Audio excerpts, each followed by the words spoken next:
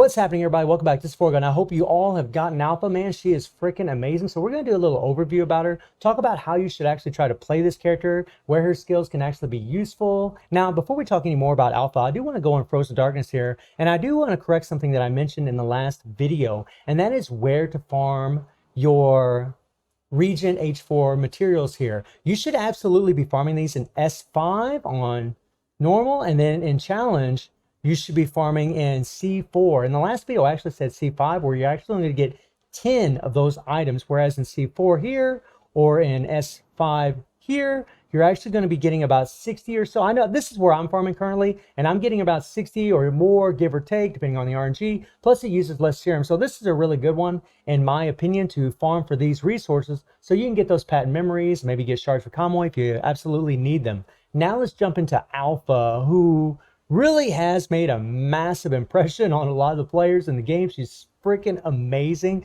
Not to mention just aesthetically, she's so gorgeous. I mean, look at her. Lots of appeal for this character. I really love Alpha and really just love her attitude. But when you get into her skills, there's a few things I want to note about these first two orbs. The red orb here, you know, she actually called Flickering Strike. She actually leads forward and attacks targets ahead, dealing a certain amount of percentage depending on what the level of the skill is. Physical damage per hit based on the number of orbs ping. So obviously the more orbs ping, the more damage you're going to do. That's pretty typical with all characters in PGR. Physical damage per hit based on the number of orbs ping. The last hit deals a certain percentage physical damage and knocks back the target if this is a 3 ping. So whenever you do a 3 red ping, she's going to knock them back a little bit, which is actually really good. It throws your opponent off guard. You can actually start attacking them, which is really nice. It also gives her super armor. And the good thing about this is she won't get guard broken when she's using this skill. And whenever she uses this skill, there's a couple things I want to note about it. You dash forward, you actually go through the opponent, and you actually end up on the other side. So whenever you're facing a target that's just, you know, has a attack in one direction only towards you, whenever you do this skill, the red orb skill, you actually get behind them. So it actually gives you a little extra survivability. It's a super fast skill, so you can actually get behind them. So you'll do a little damage, you'll get behind them, it puts you in a better position to fight the enemy, which is really, really nice. Very, very helpful. Also, her bases can do a little knockback as well to certain bosses and certain opponents in the game. The next is the yellow orb. Oh, and by the way, this red orb can actually be canceled. I almost forgot to mention that. You can actually cancel this skill whenever you hit the red orb and you hit your dodge immediately. You can actually cancel and do a little lingering effect of damage afterwards. Just something to note, and you can actually do the same thing with this yellow orb. If you hit the yellow orb and you hit your dodge immediately, you actually will do a little bit of lingering damage, and you actually go into your other skills, which means you're going to be doing a lot of damage. Now, Dazzling Strike here charges forward and drives through enemies, dealing a certain percentage physical damage to the enemies in the path based on the number of orbs ping. And this thing does a lot of slashes. This is a really beautiful skill. I really like it. Unfortunately, you know, the sad thing about Alpha, I think for most people that, you know, try to optimally play her, is they're really just going to be focusing on the blue orbs. This is really her money maker right here. This is the big dog skill, Light Break Strike. Boost energy supply for 5 seconds and increases movement speed. So whenever you hit your blue orb, she actually speeds up. She can actually move way, way faster, which is, it's pretty nice. It actually can come in handy. So if you actually don't have a dodge and you want to keep her in the fight, whenever you hit a blue orb, you can actually move around and move around the arena at a much faster rate, depending on how many blue orbs ping. Now, if you do 3 ping blue orb, then you should be doing the sword waves. And we'll talk about that here in a second, based on the orb. So it deals a certain amount of percentage physical damage twice when attacking, when unleashing sword waves. Extra damage will be enhanced into extra sword waves that deal a certain percentage physical damage per hit. And like I said, this is her money-making skill. This is the one that you're really going to be focusing on when you're playing her. You're going to try to get as many blue orbs or use her blue orbs as much as you can if you want to play well with this character. Now, as far as her basic attack, attacks target in 5 sword styles. Each attack deals a certain amount of percentage physical damage and can immediately perform the third move of basic attack after dodging, which is very nice. And then her signature move. The thing about her signature move is it's a really good skill. It's a nice little, a fairly long iframe, but it's really used more as a defensive tool whenever you're playing with Alpha. Her actual skills and her blue orbs, the sword waves, are going to do way more damage. So you really want to use her signature move as when you're in danger, but whenever you're in certain game modes, like Warzone, you really don't want to be doing this thing that much. You want to be using as many of her sword waves as you can to do as much damage as possible, because whenever you're doing this ultimate, that timer's still going to be running down and you're not going to be doing as much damage. Also, the thing about the ultimate that I've noticed is you don't do damage to people behind you. It's only in front of you. So you always want to make sure you're facing your opponent whenever you do this ultimate skill. The next thing is the falling petals here. Lucia uses rising slashes that deal 3% physical damage in total and sends target airborne. Nice. And then she gets extra damage bonus increased by a certain percentage the more you level this up. So that's very important. And then whenever you awaken Crimson Abyss ultimate rank, she's going to gain 3 single orbs when entering battle. That is going to be very, very powerful for Alpha, because the more orbs that she has available, the higher chance that you're going to be able to use your sword waves. And then we get into her passives. Now, her first passive, Blade Will. Any 3 ping after a blue 3 ping causes you to fall back and enter Blade Will mode, which means you're going to be doing those sword waves. Single orbs will be converted into Blade Will orbs, and you will gain 2 extra Blade Will orbs. In Blade Will mode, single orbs gained by basic attacks will be converted into Blade Will orbs. When pinging a Blade Will orb, unleash sword waves that deal 200% physical damage and gain super armor while unleashing. So she is going to have super armor during this, which is very awesome. It's nice. But remember, you can still take damage during this skill. So whenever you're using your sword waves, you want to pay attention to what your opponents are doing. And if they're getting ready to attack you, move out of the way. Those sword waves are still going to stay there. Just move out of the way, throw in a few sword waves to do a little extra damage. And then we get into her leader, Abyssal Resonance. You can see she has attack and critical rate buff here. And then whenever she reaches SS rank, her passive when performing a red ping, physical damage increased by 10% for 4 seconds. So it's going to be really important to do those 3 red pings to get some extra damage whenever she reaches SS rank.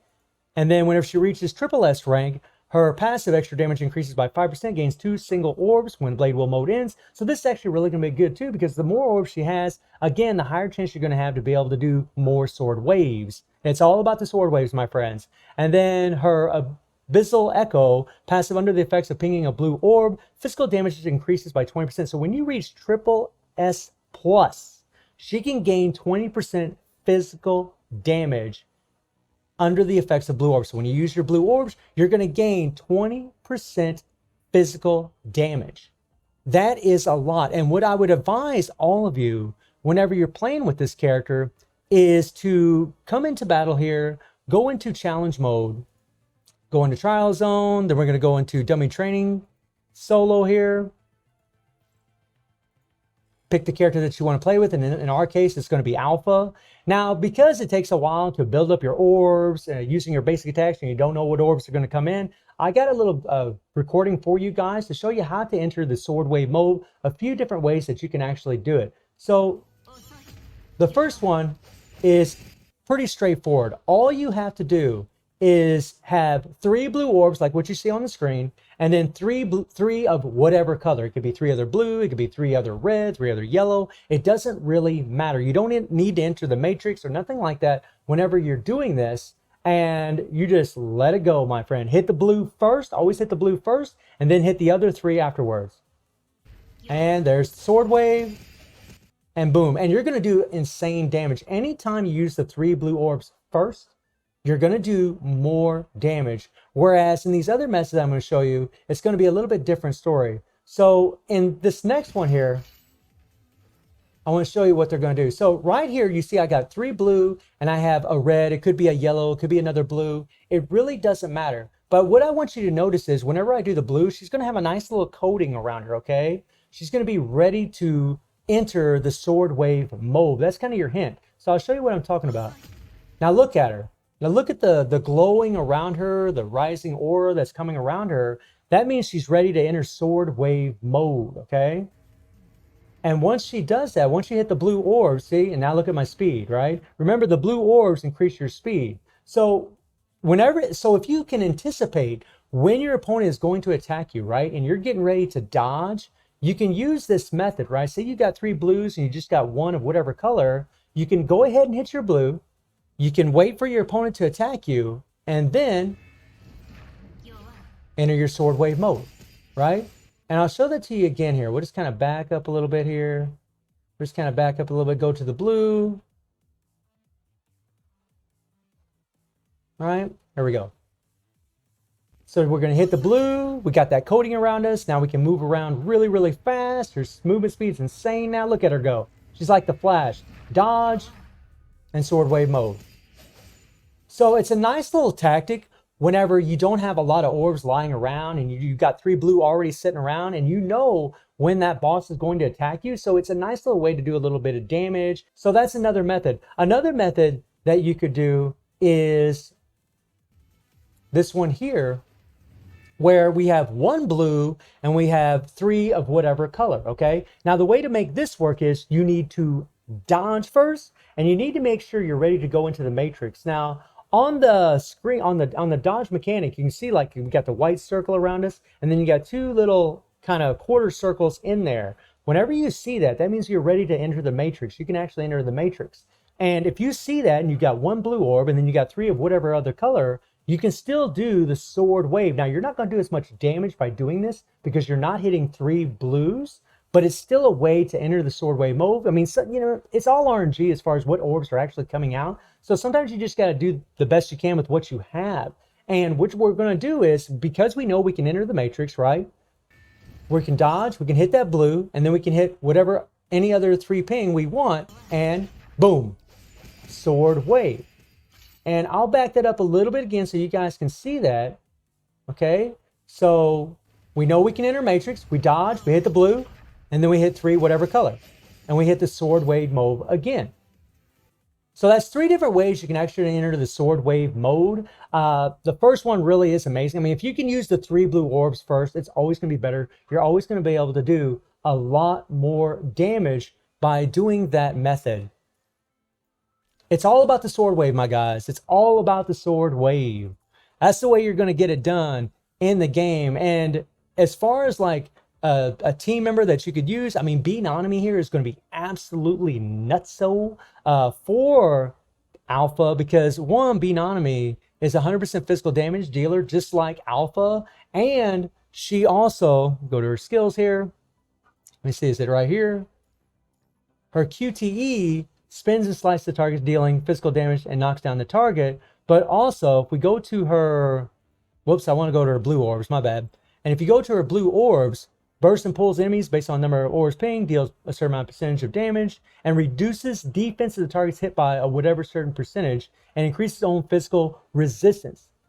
So if you start off with Nanami, if you use Nanami in the leadership, right, Benonymie, and you have 3 blue orbs, and you hit those 3 blue orbs, and then you switch to Alpha, and you have 3 blue orbs for Alpha, and then 3 of any other color, and you hit them 3 blue, and then hit them 3 of any other color, you're going to do insane damage with her. All right, she is going to murder bosses if you can master that technique. And Benonymie is pretty much a must-have when it comes to playing with Alpha. As far as memories for Alpha, what you really want to run with is Darwin's here. You want to have a Darwin in these first 2 slots.